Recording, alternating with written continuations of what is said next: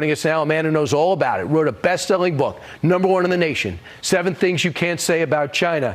Well, great to see you, Senator Tom Cotton. Your thoughts about the battle we're in right now. Trade, but it's more than that. Yeah, Brian, it is a lot more than that, but in some ways it starts with trade. For decades, the United States allowed China to take advantage of our workers and our businesses, really our whole economy, and that's what made China strong, powerful, and wealthy, that funded its military buildup. There's been a lot of news over the last week or so saying that Donald Trump has started a trade war with China. That's wrong.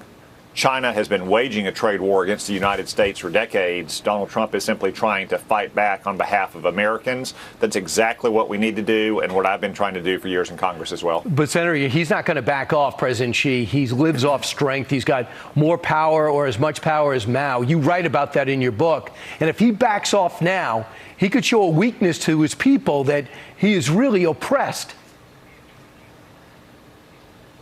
Yeah, Brian, I don't think that he'll back down, at least in the short term. But as you cited, China has a lot of problems as well because of their monstrous, barbaric one-child policy, which resulted in the forced abortions of more than 300 million Chinese babies, more than 200 million forced sterilizations of Chinese women. They are in a demographic collapse. Their population is declining. They have massive debt problems, both public debt and business debt. They have, as you said, these ghost cities and a massive real estate glut. These are all serious long-term problems for China's economy. At the same time, in the short term, it could actually make them more dangerous and more aggressive in the same way that a cornered animal can lash out. So I think it's vital that we be vigilant, that we have strength and confidence in standing up for America and our friends in the Western Pacific against Chinese aggression, whether it's economic, diplomatic, political, or even military. They have to be open to our courts. We got to be able to sue them and get our trademarks back. And we got to knock them off our stock exchange. And they're going to try to unnerve us by trying to sell our bonds. They have $760 billion worth of our debt. I want to go to another area of expertise, and that is the Russia-Ukraine war and the Russia-China relationship. I was stunned to find out, according to the Ukrainian officials and a couple of guys that they were captured, that they got a couple hundred guys fighting for Russia against Ukraine. I thought they were not supporting either side. I thought they were worried about denying there even dual-use material being sent there. What's your take on this?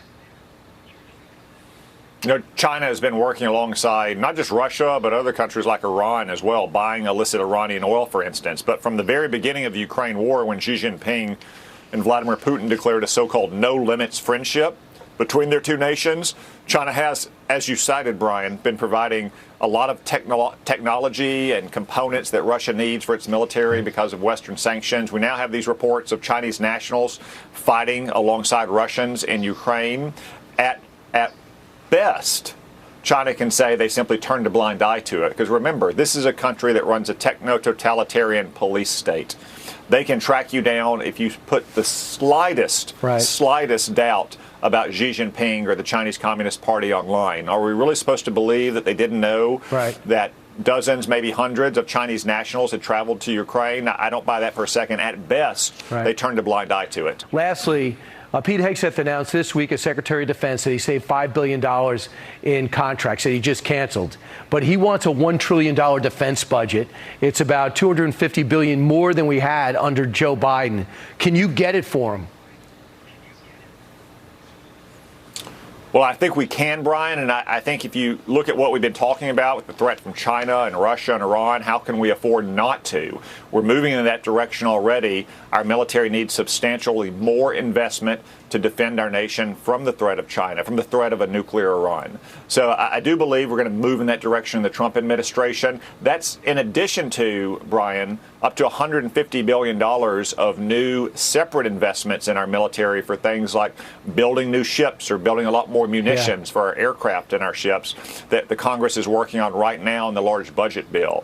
I know that's very expensive and it's asking a lot from the American people, but my question would be, can we afford not to make these investments in our military? And if you want to understand exactly the fight and the depth of the relationship with the U.S. and China and the friction, pick up Senator Tom Cotton's book. Senator, always great to have you on. Thanks so much for closing out the weekend with us. Thanks, Brian.